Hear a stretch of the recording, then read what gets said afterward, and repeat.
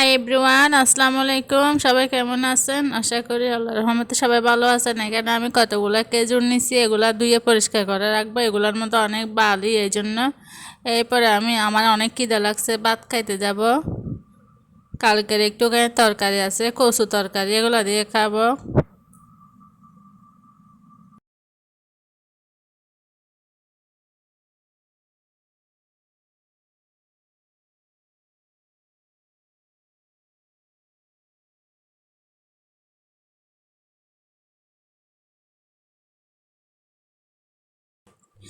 এরপরে বাজারে যাচ্ছি আমি। আমার নিজেরই বাজার করে খাইতে হয়, প্রতিদিনই যাইতে হয়, একদিন পর দুদিন পর। এখন আমি বাজারে যাইতেছি, এদিকে রিক্সার জন্য দাঁড়াইছি, কিন্তু রিক্সা পাচ্ছি না, অনেক গরম, হেঁটেও যাইতে ইচ্ছা করতেছে না।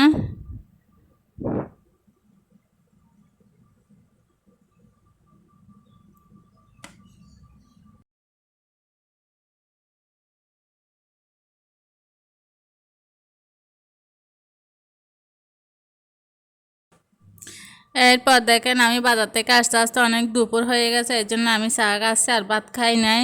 ওই যে সকালে খাইছিলাম, সকালে না 12টার দিকে। এখন আমি রান্না করার জন্য আলু পেঁয়াজ এগুলো নিয়ে আসছি। এগুলা আলু দিয়ে চিংড়ি মাছ দিয়ে ভাজি করব, আমার এটাই মজা লাগে বেশি, এই জন্য সপ্তাহের মধ্যে 2-3 বারে করা হয় এরকম। আমি আলু দিয়ে চিংড়ি মাছ দিয়ে ভাজি করব। এখানে আমি চিংড়ি মাছ রেখে দিছি, এগুলা চামচিলে ফেলবো আমি। কাঁচামরিচ রসুন পেঁয়াজ এগুলো নিয়ে নিছি, আলুও কুটে রাখছি। এখন আগে চা খাবো, তারপরে বাদ বাকি কাজগুলো করব। দেখেন হঠাৎ করে বাহিরের অবস্থা কীরকম, অন্ধকার হয়ে গেছে।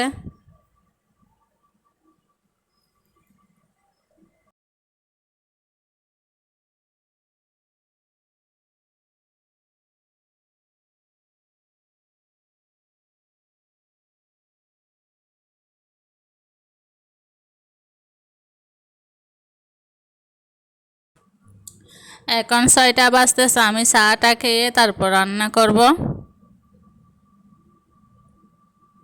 আমার বাসায় সবসময় এরকম এইগুলা থাকে, এগুলার নাম কি জানি না, আর বাটার থাকে বেশিরভাগ, এগুলা দিয়ে খাইতেই মজা লাগে। এরপর আমি রান্না করার জন্য চলে আসছি। চিংড়ি মাছগুলো চামচিলে ফেলবো, তারপরে ভেজে নিব আমি আগে চিংড়ি মাছগুলো।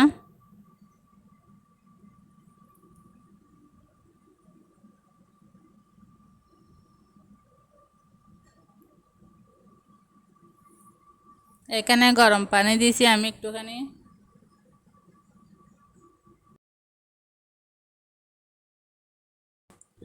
দেখেন আমি চিংড়ি মাছগুলো ভেজে নিচ্ছি, ভেজে তুলে নিব, তারপরে আলু ভাজিটা করব। তারপর কিছুক্ষণ পরে চিংড়ি মাছগুলো উপর দিয়ে দিয়ে দিব। অনেক মজা হয় সেরকম, গরম ভাত দিয়ে খাইতেও মজা, রুটি পরোটা দিয়ে খাইতেও মজা।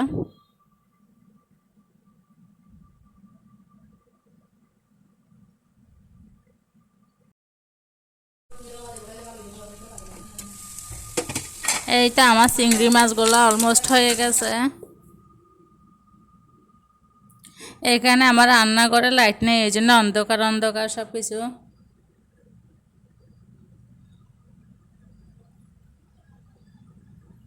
এখন আমি এখানে তেল যেগুলো আছে এখন এর মধ্যে আরেকটুখানি তেল দিয়ে পেঁয়াজ রসুনটা ভালোভাবে একটুখানি করে নিব, ব্রাউন কালার করে নিব। এরপরে সব কিছু একসাথে মশলা দিয়ে ভাজিটা করে নিব।